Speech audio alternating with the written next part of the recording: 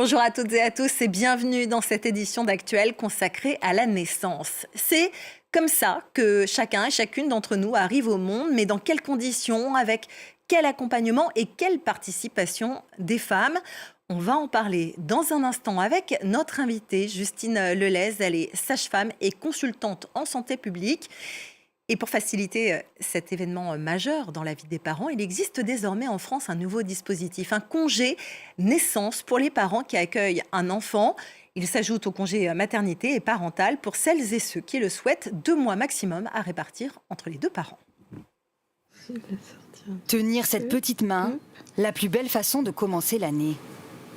Bonjour William. Ça va bien? William est né cette nuit, 3,2 kg, et pour ses parents, un petit bonus, la possibilité de prendre 2 mois de congé en plus aux côtés de leur bébé. Ça permet de prendre un peu plus son temps à la maison, de pouvoir en profiter un peu. Donc on est ravis d'avoir cette option. L'option, c'est le nouveau congé de naissance, 2 mois supplémentaires pour chaque parent. Il s'ajoute à l'actuel congé maternité de 4 mois et aux 28 jours de paternité. Mais son entrée en application vient d'être décalée de 6 mois. Dans la chambre d'à côté, les parents d'Ophélien y auront bien droit, mais donc pas avant le 1er juillet.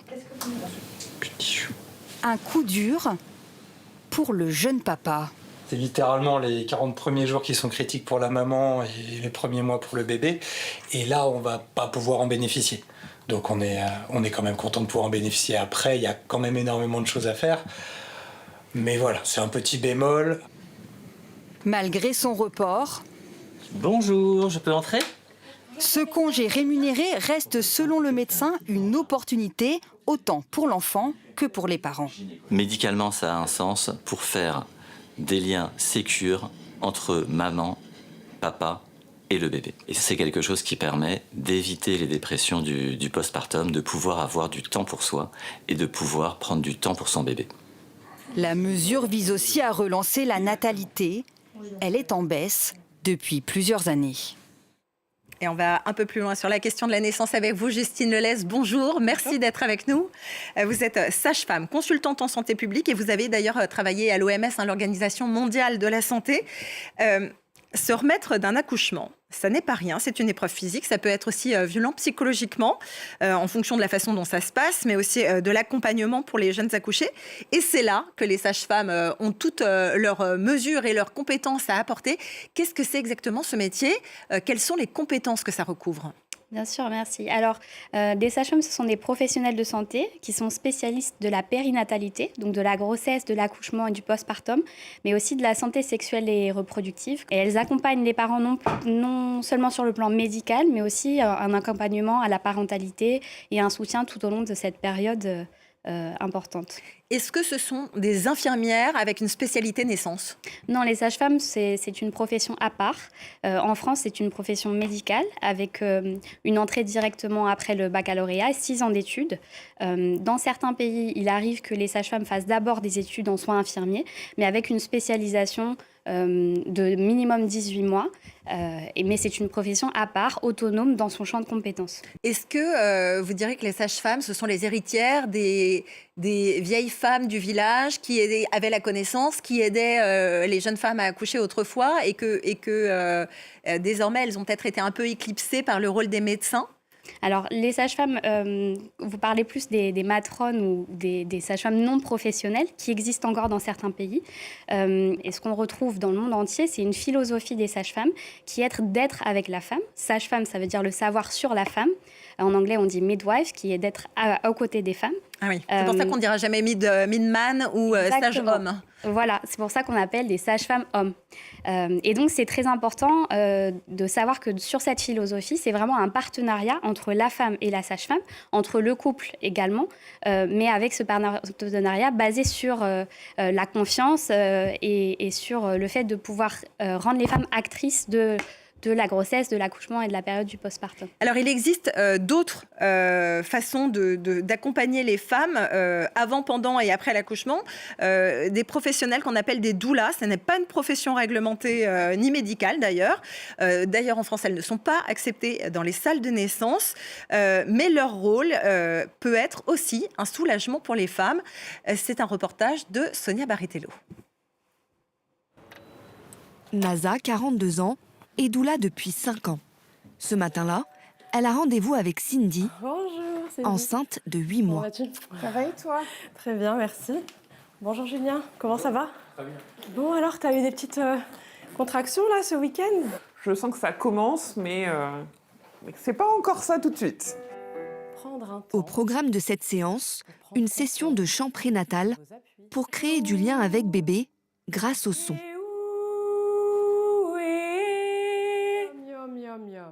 L'objectif, donner aux futurs parents des outils pour se détendre le jour de l'accouchement à l'hôpital. L'idée, c'est que le son grave, on va venir accompagner les contractions pour déjà d'une part faire vibrer le bassin, apporter de l'ouverture, du relâchement au niveau du périnée, mais aussi libérer des endorphines pour accompagner l'intensité des contractions. Je trouve que le recours à une doula, c'est important parce que ça rajoute quelque chose par rapport au médical. C'est un bébé qui prend beaucoup de place physiquement sur moi, mais aussi dans ma tête. En fait, là, je peux parler que de ça et il y a quelqu'un qui me répond à tout ça. Écouter, rassurer, apporter des ressources, mais toujours en complément d'un suivi médical. En tant que membre de l'Association des doulas de France, on signe une charte et on peut accompagner les femmes uniquement si elles ont bien effectivement un suivi médical qui est prévu auprès de la sage-femme ou du gynécologue. Mais le rôle de la doula ne s'arrête pas à la naissance. J'ai apporté un petit plat pour la famille, des lentilles à la marocaine. Voilà. Pauline, déjà maman de 2 filles, a accouché d'un petit garçon il y a 6 mois. On pourrait avancer peut-être ensemble. Naza lui apporte un soutien logistique, mais aussi moral. Comme de nombreuses mères, Pauline a déjà fait une dépression postpartum par le passé. Du coup, comme ça, moi, c'est vraiment un moment à part et suspendu, et de l'écoute, de l'aide, du soutien. Et puis, on n'est pas que sur des discussions uniquement liées à la santé, mais vraiment aussi au bien-être. Allez, belle menottes, menottes à papa, menottes à maman. Allez, belle menottes. Justine Lelez, on entendait à l'instant dans le reportage parler de la dépression postpartum. Et ça, c'est quelque chose sur lequel les sages-femmes peuvent agir ? Oui, bien sûr, les sages-femmes peuvent repérer les signes pendant la grossesse et pendant la période du postpartum. Maintenant, il y a de plus en plus de sages-femmes qui interviennent au niveau des femmes, au niveau du postpartum à domicile, donc ils peuvent repérer ces situations-là de vulnérabilité.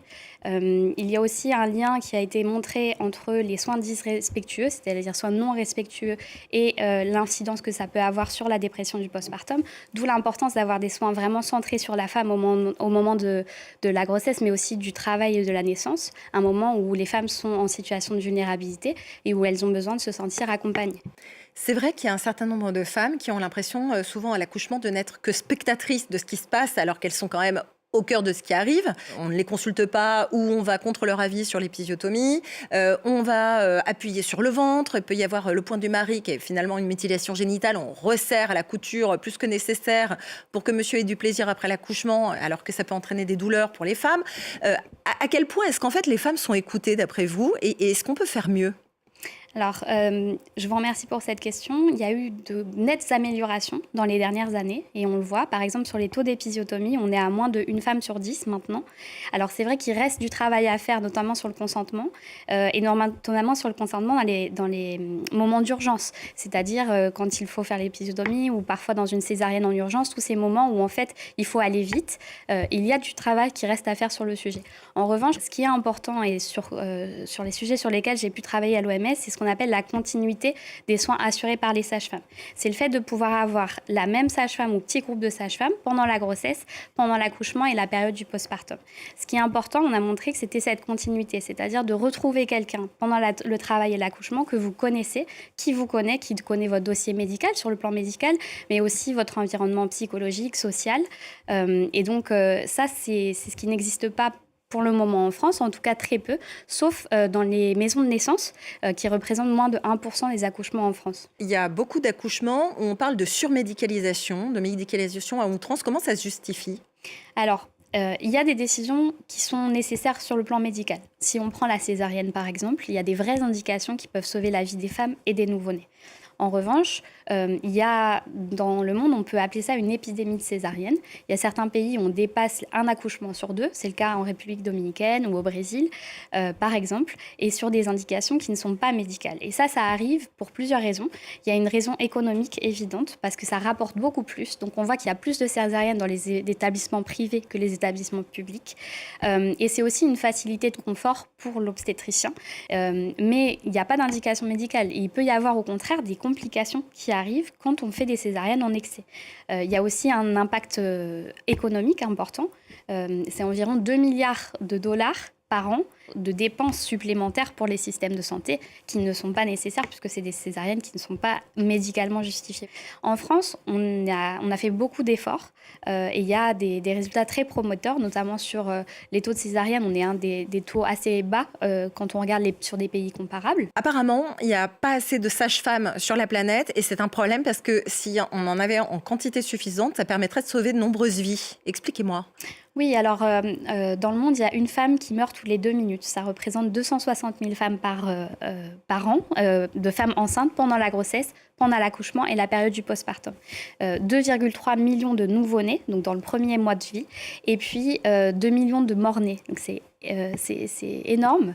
On s'aperçoit qu'en fait, s'il y avait une couverture de sages-femmes pour toutes les femmes dans le monde, on pourrait sauver 4,3 millions de femmes par an d'ici l'horizon 2035.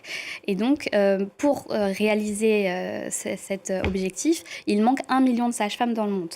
Il y a d'ailleurs une pétition de la Confédération internationale de sages-femmes qui s'appelle 1 million more midwives, 1 million de sages-femmes en plus, pour demander au pouvoir public d'agir et de faire en sorte qu'il y ait plus de sages-femmes. Le message est passé en tout cas. Merci beaucoup Justine Lelez d'être venue nous parler de tout ça, du rôle des sages-femmes et aussi des femmes qu'elles peuvent avoir pendant leur accouchement. Et merci à vous de nous avoir suivis. On se retrouve très bientôt sur France 24.